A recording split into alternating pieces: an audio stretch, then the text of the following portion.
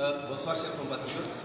Nous vous avons promis que nous venions rencontrer la délégation de l'Union africaine qui est venue au chevet du Tchad pour échanger sur les modalités de la transition. Nous venons à peine de finir la rencontre et comme nous vous avons promis, nous sommes là pour vous rendre compte rapidement. Ce qu'il faut retenir, c'est que nous sommes venus les écouter et ils nous ont écoutés. Et ce qui en ressort, c'est que d'ici à la semaine prochaine, parce qu'ils n'avaient pas vocation à décider sur place, eh bien, les décisions venant des instances basées à Addis Abeba vont avoir lieu. Nous avons fait les propositions que vous connaissez, qui sont tournées vers l'avenir, qui doivent prendre en compte à la fois le côté un peu civil de la transition, avec un président qui doit être civil. C'est une meilleure manière pour nous, en tout cas, d'être en phase avec la demande du peuple, et prenant en compte aussi le fait que les questions sécuritaires sont importantes pour notre pays. Un vice-président chargé des questions sécuritaires nous semble être un élément majeur aussi. Et ensuite, un Premier ministre plus consensuel, moins marqué, et ce trio de tête, président, vice-président et Premier ministre, doivent s'engager par écrit à ne pas briguer la magistrature suprême à l'issue de la transition qui va avoir lieu. Et enfin, il y a un élément majeur. C'est qu'on ne commence pas la construction d'une maison à partir du toit. Ce que nous avons dit clairement, c'est que la charte de la transition actuelle donne tous les pouvoirs à une seule personne, même pas à un conseil, à une seule personne. Ce sont les prémices d'une dictature et les Tchadiens n'en veulent pas. Et donc, si on est conscient et on est d'accord que c'est un coup d'État, eh bien les textes de l'Union africaine sans doute devraient s'appliquer. Mais parce que nous devons aller de l'avant, il faut aller de l'avant ensemble.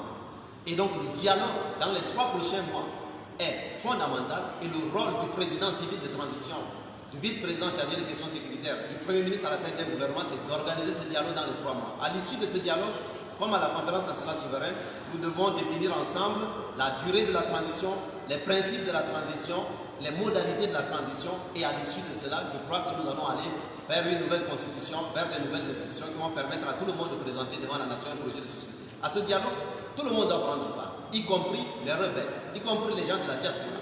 Donc, sans aller en détail, nous allons revenir sur ces choses, mais je voulais, en tout cas avec l'équipe, vous rendre compte immédiatement parce que nous venons de sortir de cette rencontre. C'était une rencontre pleine d'espérance et nous avons aussi ensemble rendu hommage à cette dizaine de personnes qui ont été tuées, à ces plus de 1000 personnes qui ont été arrêtées, torturées, etc. Nous sommes revenus aussi sur des choses très précises pour que d'ici à l'avenir, qu'il y ait des noms, des visas, etc.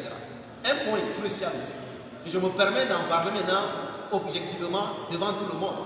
Si nous voulons donner la chance à l'avenir, nous devons avoir un président civil qui soit le plus consensuel possible, qui soit quelqu'un dont l'aura peut permettre aux uns et aux autres de se retrouver. La personne comme l'ancien président Koukouli nous semble être une des personnes que nous devons explorer sérieusement.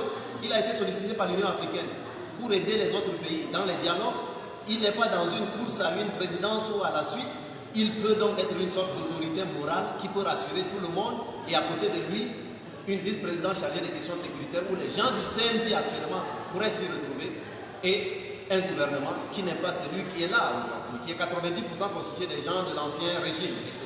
Donc toutes ces choses-là, nous les avons exposées. Nous avons un document écrit que nous allons le transmettre aussi en français, en anglais et en arabe. Et puis nous allons les observer ensemble. Donc voilà, tout en enterrant nos morts, tout en continuant à pleurer ceux qui nous ont quittés à l'occasion des marches et qui ont été brutalement sanctionnés, je vous demande de garder l'espoir et l'espérance. Et ensemble, nous allons tenir parce qu'il s'agit de faire de ce pays un pays vraiment nouveau. Voilà, que Dieu vous bénisse.